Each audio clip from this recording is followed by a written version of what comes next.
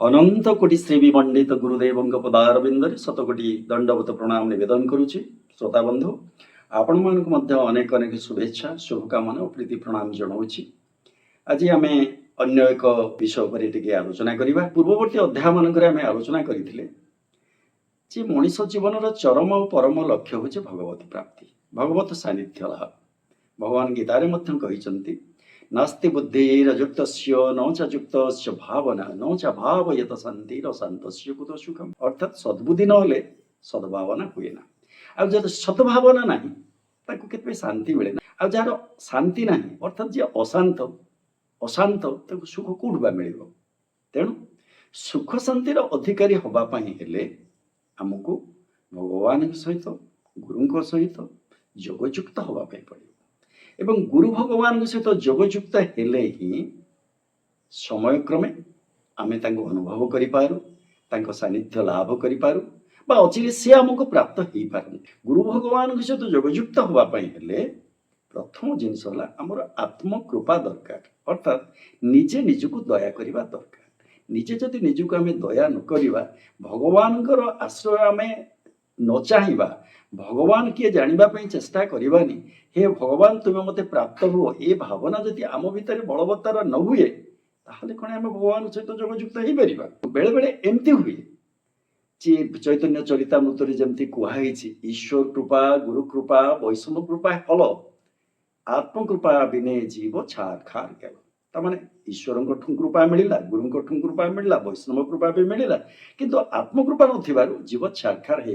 तेणु आमको प्रथमे आत्म कृपा करिबा पई हबो। मु किए, भगवान किए, भगवान सहित मोर योगयुक्त होवार की आवश्यकता अच्छी, भगवान सहित जो मैंने अतीत में योगयुक्त होती कि फल मिले, भगवान को योगयुक्त हबारे कौन कौन प्रतिबंधक अच्छी, कले मु कौन करी, मु कौठू आसी, मु कौठिकी जीवी, ए दुनिया एते प्रकार विभिन्नतार कहीं परिपूर्ण। एटी गोटे एका टाइप बीज, गोटे बीजर गोटे बर कोली गछ होउची, से समान टाइप समान आकार बीजर गोटे विराट प्रकांड बरगछ होउची। ए जो विभिन्नतार परिपूर्ण यार कौन स्रष्टा से भगवान।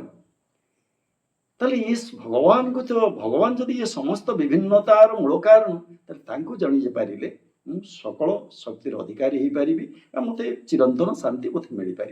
ये चिंता चेतना जिते निज भितर आसे, आत्मान्वेषण आरंभ हुए, से ईश्वर आशीर्वाद छड़ी आसे। एवं ईश्वर आशीर्वाद जो छड़ी आसे से गुरु भरा दियंती एवं गुरु मार्गदर्शन अनुसार आम जो चरित्र गठन करूँ, आत्म गठन करूँ बा साधनार जीवन निर्वाह करने चेष्टा करूँ, धीरे धीरे भगवत मार्ग आध्यात्मिक मार्ग में आम गति कर भगवान निकट होगा चेष्टा करूँ। तेणु प्रथम जिनस आत्मगठन। तेणु आत्मकृपा हेले ही आत्मगठन आमर आग्रह सृष्टि हो। गोटे मंजीर अंकुरोद्गम आम जाचे चारोटी जिनस दरकार। गोटे है मूर्तिका, आ गोटे है जल, गोटे है आलोक, आ गोटे है वायु। ये चारोटी जिनिस जमती गोटे गोटे बीजर अंकुरोद्गम दरकार से भाई ए आत्मा रूपक बीज आम भितर आम शरीर भितर जो आत्म पुरुष अच्छा आत्मा अच्छा अंकुरोद्गम पूर्वभाग को आनी भगवान सहित योगयुक्त करने से भाव में आमको चारोटी जिनस दरकार। से चारोटी जिनस भितर गोटे जिनस भगवान आमको अलरेडी देते हूँ कौन मूर्तिका रूपी ये शरीर। आम समस्ते जाचे मूर्तिका जब रोगपोकहीन होता है बा उर्वर मूर्तिका होता है ताहले ताधरे बीजटी अति अंकुरोद्गम भल हुए, गचटी चारा गचरी बहुत भल बढ़े, रोग पोक लगते ना। तेणु ये शरीरटा को सुस्थ सुंदर बाह्य दृष्टि और अभ्यंतर दृष्टि आंतरिक दृष्टि करने पड़ो। बाह्य सूची और आंतरिक सूची ये दुईटा जदि आम शरीर रखिपर, सुस्थ सुंदर निरामय शरीर रखापी चेष्टा करवा, ताहले से आध्यात्मिक जीवन पर आम जो प्रथम आत्मगठन जो प्रथम जिनस से ठीक ठाक भाव में आमको मिलगला ये शरीर। तापर आसला कौन द्वितीय जिनस है आलोक। आलोक आलोक नहले माने सूर्य किरण नहले बीज अंकुरोद्गम हो पार ना। तेणु ज्ञान आमको दरकार, आध्यात्मिक ज्ञान। आउ ये आध्यात्मिक ज्ञान गुरुंकर शरणापन्न हेले अति सहज क्रिया संपादन हो पारे। भगवान थिले ये अनंत ब्रह्मांडर कार्यभार से संभाळुचंती। तेणु से मते पूजिब गुरुदेहे मो गुरु मो बिनु गुरु आन नहे। तेणु भगवान गीतार से कथा कहते गुरु गुरुंकर आवश्यकता अच्छी। गुरुंकर आदेश गुरुंकर उपदेश गुरुंकर निर्देश मते हमको आत्मगठन करने पड़ो। तेणु आध्यात्म मार्गी होकर आमको किसी ज्ञान अर्जन करने पड़ो कि भाव में मो आध्यात्मिक पथ में गति कर। द्वितीय तृतीय जिनस जल जल कौन ना प्रेम रूपक जल टिके मनुष्य को दरकार समस्त को भल पाइबा सारा जगत आम चारिपटे थी मनीष आमर पिला छुआ गुरु पितृ पितृव्य समस्त को भल पाइबा जगत को भल पाइबा होमर प्रेम रूपक जल समस्त को भल पाइबा भल पाइबा से संभव हो जो आम विश्वास कर ये बहु भाव में भगवान ही विभिन्न रूप से विभिन्न भाव में प्रतिभात होती। लास्ट है वायु ये जो आत्मगठन प्रक्रिया वायु कौन ना विश्वास विश्वासटी मूल कृष्ण कृपा लाभ पाई तर्क ठारू बहुत दूरी था से तेणु विश्वासटी ना गुरु कृपा गुरुंर ईश्वर आध्यात्मिक शास्त्र वेद उपनिषद गीता आमर शास्त्र पुराण गुरु गुरुव्य मान विश्वास स्थापन करने पड़ो। ये चारोटी जिनिस मूर्तिका आमर देह अभ्यंतर सूची और बाहिक सूची देह को रखापी पड़ो सुस्थ सुंदर निरामय शरीर को आमको रखापी पड़ो। तापर ज्ञान रूपक आलोक आम दरकार प्रेम रूपक जल दरकार और विश्वास रूपक वायु दरकार। ये चारोटी जिनिस को जदि आम पाथ्य कर जीवनटा को गठित जीवनटा को आगे नापी चेष्टा करवा आम भाविबा ठाकुर मार्ग में आवश्यकता होता जो गठन प्रक्रिया मनीषर से गठन प्रक्रिया आम चलुची एवं जदि यही भाव में आम चले ताले देखिए चारोटी जिनिस आम भितर प्रतिभात हम से चारोटी जिनिस कौन गोटे हूँ करुणा गोटे हूँ मैत्री गोटे हूँ मुदिता गोटे हूँ उपेक्षा। मित्र को आम जो भाई भाव में देखू आम चारिपटे सारा सृष्टि को सारा जगत को आम जब से भाव में देखिपारू मित्र भाव मैत्री भाव में सारा पृथ्वी को सारा जगत को संदर्शन कर पारे ताही हूँ मैत्री भाव को आम परिपोषण कले। तापर आसला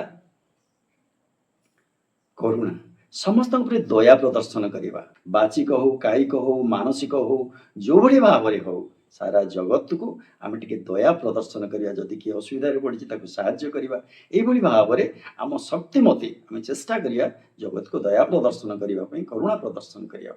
तृतीय है मुदिता निज भाव में दृढ़ रही अन्य भाव में संतुष्ट हवा अन्य भाव में आह्लादित हवा ये हूँ मुदिता।